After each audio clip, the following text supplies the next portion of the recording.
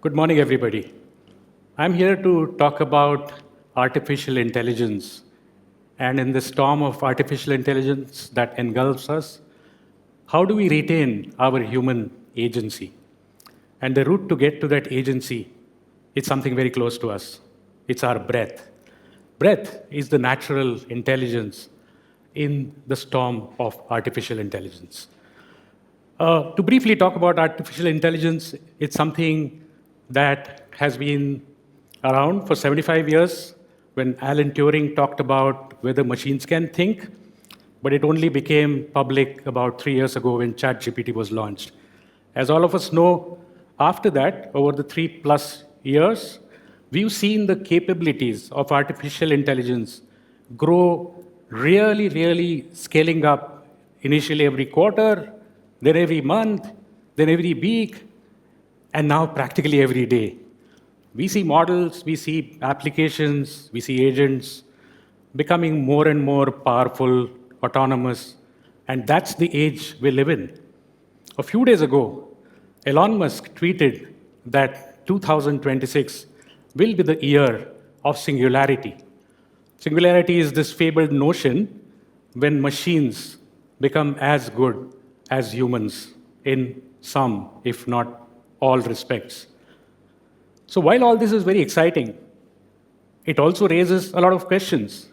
Where does this leave us humans, right? There have been many such epochal changes before, going back to the internet that many of us have memory of, going a little further away into printing press a few centuries ago, and then going even further into the ancient times when we had the wheel or the fire. One could say that artificial intelligence is as big a change as any of those because it works at the level of the mind. All of the changes were at the level of things. Now we are approaching the level of mind. And how do we stay human in this age, in this era, when the machines, the artificially intelligent machines, become as good as us? They are like our Aladdin's fabled lamp. You ask for whatever you want, and it makes it. You want a poem? There. You want a business plan? There. You want to build a rocket? There. Whatever you want, you'll literally get it.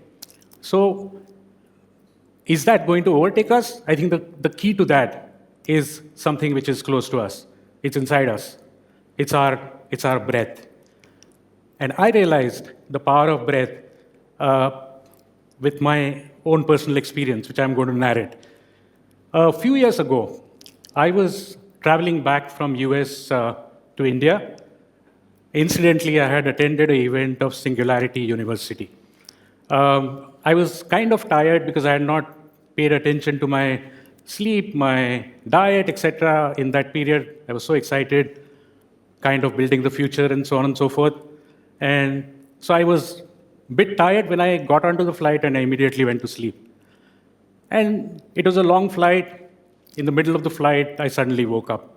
It was probably midnight or something like that. Anyway, it was dark. And I realized that I had something very wrong. I had heaviness in my chest. My heart was pounding. I thought something is wrong because this has never happened before, right? So I tried to figure out what should I do about this. I tried to think of maybe calling the air hostess. But then I realized that I couldn't even I didn't have the energy to press that button to call. And even if she had come, if she had magically come for some reason, I realized that I wouldn't have been able to tell her what was really happening to me. It was something that I couldn't imagine. And fortunately, I had a wearable on me. And that wearable I had luckily I sort of looked at the wearable and it showed me that my heart rate was like racing. And I was literally panting as if I'm on a treadmill when I was always doing was sitting right there in a plane. Something told me that I needed to calm my heart, the storm in the heart. And then something luckily kicked in, and I realized that I was breathing too fast. I was like, right, really, really short breath and fast breath, something that would happen if you're running. And luckily, some learning kicked in from childhood, and I realized that I needed to bring down my breath rate. I needed to bring my breath down, and that's what I started slowly doing. I started breathing slowly, slowly, lower and lower into my stomach, and it was incredibly hard. It was almost like pushing a rock like up a mountain, a big rock. But I persevered. Thankfully, uh, I became slowly better at it, and after about 20 minutes, I was sort of back to normal. This was probably thanks to yoga that my mom had taught when I was in school. She was a yoga teacher, and she continues to be a yoga teacher. And I've seen my dad do pranayama or controlled breathing at home. And later on, I realized he not only did control his breathing, he also was able to control his asthma by his practices. That's when with my own experience though, I truly understood the power of breath. The power of breath to make the change, to bring about literally miraculous recovery from a situation where I might not have made it to the other end of the flight.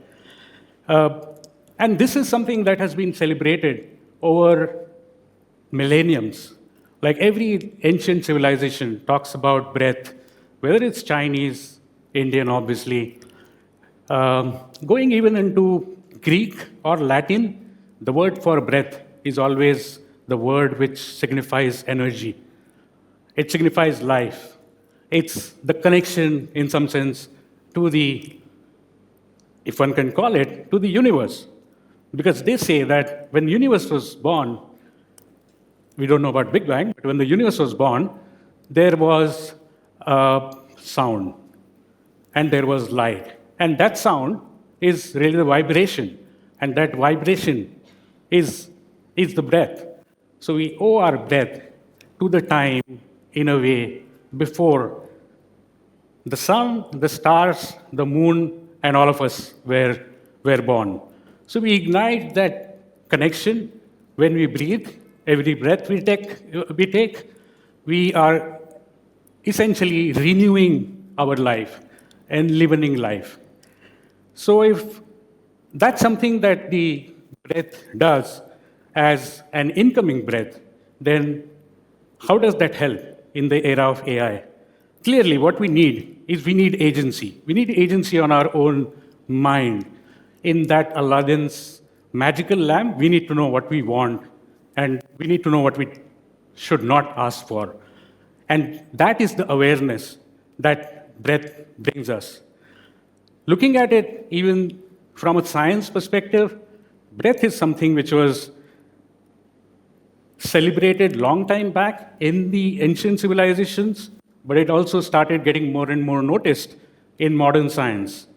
In 1970, Linus Pauling, who's a celebrated Nobel laureate, a physicist, a chemist, and a biologist, a unique combination of a personality, talked about how breath has what is called as biomarkers. And this is about exhaled breath. An exhaled breath has, for a diabetic person, for example, smells fruity because of certain components in that breath. So this science has now developed into technologies that are available to track not just diabetes or sugar non-invasively through breath, but all other metabolic conditions, respiratory conditions. Obviously, breath belongs to respiration as well, and the cardiovascular system. Because all of these systems inside us are actually connected. It runs on something called autonomous nervous system, which pretty much runs autonomously, whether we are awake, we are at sleep, whether we are aware or we are not aware. And in this sort of science of breath. We looked at the science of breath. Uh, we looked at how breath can enliven us. Breath is also effectively an art because it helps us paint the picture of life. With every breath, you can decide literally, with your awareness, with your intention, what is it? What is the new world that you want to create? Because the life literally recreates itself in, in every instant, with every breath. So, having this realization that in the world of AI, we need to be aware of our breath, we need to be aware of our inhalations and exhalations to have control or agency. Let's do a short, quick exercise to experience that power of the breath, if that is something that we can do. So I will guide you along the way. We'll breathe in slowly. Try to breathe in the stomach and then breathe out slowly. Let's do it again. This time, if you want, you can put your hand on your stomach, and if you feel, you can close your eyes. So breathe in slowly, breathe in deep and long into the stomach. Feel your abdomen expanding and the diaphragm going down. Pause if you can, and then breathe out slowly and long again. Once more, breathe in slowly. Pause. Breathe out slowly. Pause. So if you did that, I hope you felt nice, you felt comfortable, because breath literally has prescription for everything that we need. Whether we are feeling down, we want to enervate what is called as our sympathetic nervous system, or we need to cool down, like I needed to calm down and enervate our parasympathetic nervous system. So to maintain that balance, and that balance brings the agency. There are different other techniques for feeling even more comfortable, confident, such as alternate nostril breathing, where you breathe in from the left and breathe out from the right. And it literally combines different parts of the brain and nervous system, brings it all together. So now we have found a solution, to how to stay human in the age of AI, how to retain our agency. That's all great, but there's a small hitch. The one last thing is that while our breath has, we control our breath and we are aware of our breath, what we breathe is right now still not in our control, right? And if what we breathe has too many, let's call it noxious chemicals in that air, then it's going to overwhelm our system, right? So this is the air quality, or AQI. I think we need to talk as much about AQI as we worry about AGI, for that matter. And AQI is the air quality indicator, and a number above 50 is actually dangerous.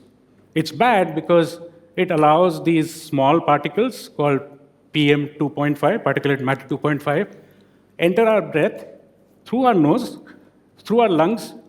It bypasses the lungs because they're so small.